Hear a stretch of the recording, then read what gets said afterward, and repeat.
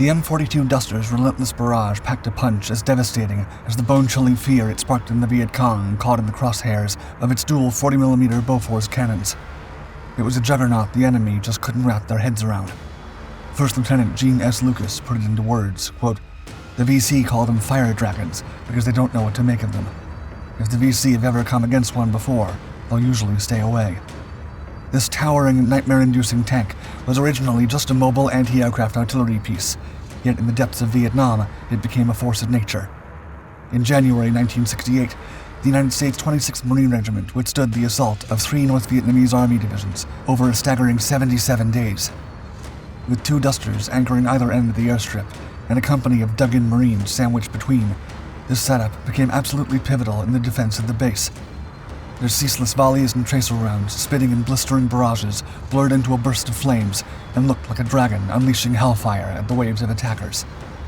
Now, these fire-breathing machines were all that stood between U.S. Marines holding the line and a vast enemy horde on the brink of swallowing the base whole. In the aftermath of World War II, the U.S. military, drawing lessons from intense combat experiences, recognized the critical need for effective air defense to protect ground forces from enemy air attacks. This led to the development of the M42, a system designed to provide fast, mobile anti-aircraft firepower capable of guarding troops against low-flying aircraft. The M42, conceived in the early 1950s, became a crucial asset against aerial threats. Tracing its roots, the M42 was the successor to the M19 gun motor carriage, which debuted in 1944. The M19 utilized the M24 Chaffee light tank chassis and was equipped with 2 Swedish Bofors 40mm anti-aircraft guns in a powered open-top turret, making it effective against both air and ground targets. Despite its limited production of 285 units, the M19 demonstrated the significant advantage of dual-purpose firepower in combat. With the outbreak of the Korean War, the need for an updated, self-propelled anti-aircraft platform became evident. The military sought to improve upon the M19's design, leading to the creation of the M42.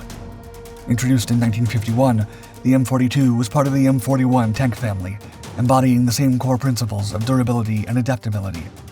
Manufactured by the Cadillac Motor Car Division of General Motors at their Cleveland tank plant, the first M42 units were completed in early 1952 and entered military service in 1953. Equipped and ready, the M42 stood as a dynamic defense system, a mobile bastion equipped with overwhelming firepower to counter aerial assaults. It symbolized American innovation and the dedication to safeguarding its soldiers on the battlefield, ready to deliver a potent response to airborne dangers while showcasing the strategic evolution of military air defense capabilities.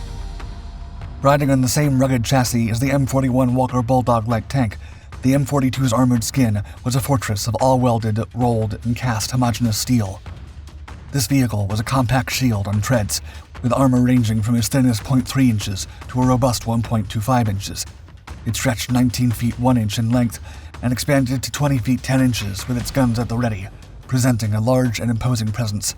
It sprawled 10 feet 7 inches wide and stood 9 feet 4 inches tall, weighing a hefty 49,500 pounds, equivalent to the weight of 22 small cars prepared for battle. Beneath its steel exterior, the M42 was powered by a Continental AOS 895-3 6-cylinder engine. Air-cooled and supercharged, this engine propelled the M42 to speeds of up to 45 miles per hour, a notable achievement considering its weight. Its 140-gallon fuel tank, comparable in size to a residential bathtub, provided a range of 100 miles across the battlefield, superbly balancing power and endurance. The M42's maneuverability on the field was remarkably agile due to its advanced torsion bar suspension system.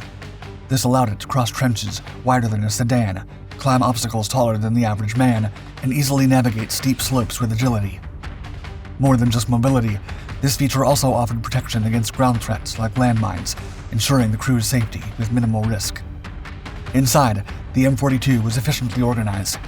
The front housed the driving station and control panels, setting up the driver and the commander radio operator. The central part of the vehicle contained the gun mount and an ammunition storage, capable of holding 12 boxes of 40mm rounds, totaling 480 rounds prepared for engagement.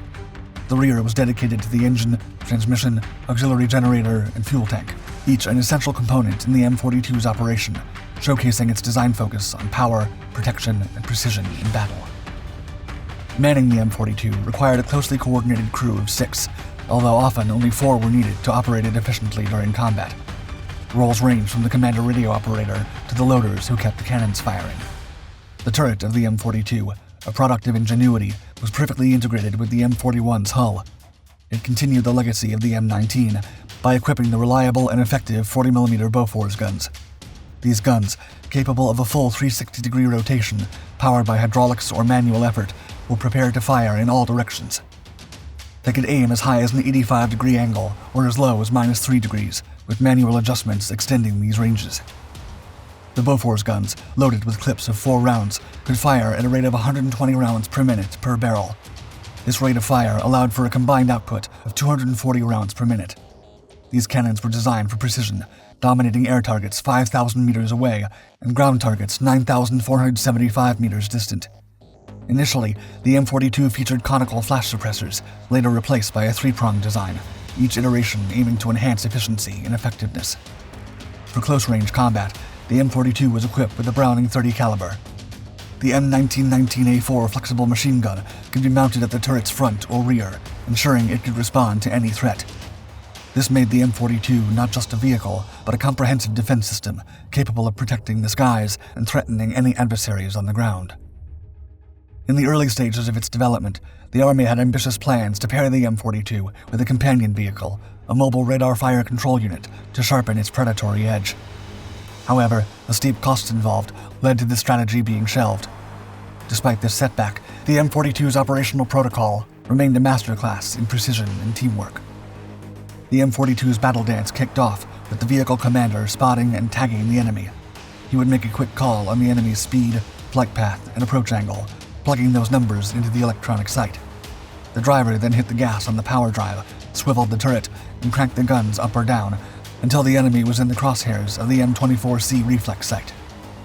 This slick setup crunched the numbers on the fly, calculating exactly where to lead the shot based on how fast and in what direction the bogey was booking it. Once the sight was glued to the target, the driver would buzz the commander, who'd wait for the perfect moment within striking distance to give the order to open fire. Fingers flew to the power control, and the guns roared to life, fed by the sweat and speed of 2 loaders, blasting away until the sky was clear or the commander called a timeout. From 1953 until the Korean War's curtain call, the M42 stood its ground in the anti-air artillery squads of the armored divisions. Come 1956, the M42 got a big brother, the M42A1, sporting a beefy ASOI 895-5 engine with a fuel injection system straight from the souped-up Walker Bulldog light tanks, the M41A2 and M41A3. This power-up pushed the M42's legs to a solid 120-mile cruising range. The M42A1's production stopped in December 1959, but this workhorse kept galloping in Army service into the early 60s before passing the baton to the National Guard. As the Vietnam War began heating up, the Army called back the M42A1s from the National Guard, rallying them into air defense artillery battalions. By late 1966, these anti-aircraft systems started touching down in Vietnam, ready to show what they were made of. Each battalion was a small army in itself, boasting over 1,000 soldiers, a headquarters battery, and 4 firing batteries, a total firestorm on wheels.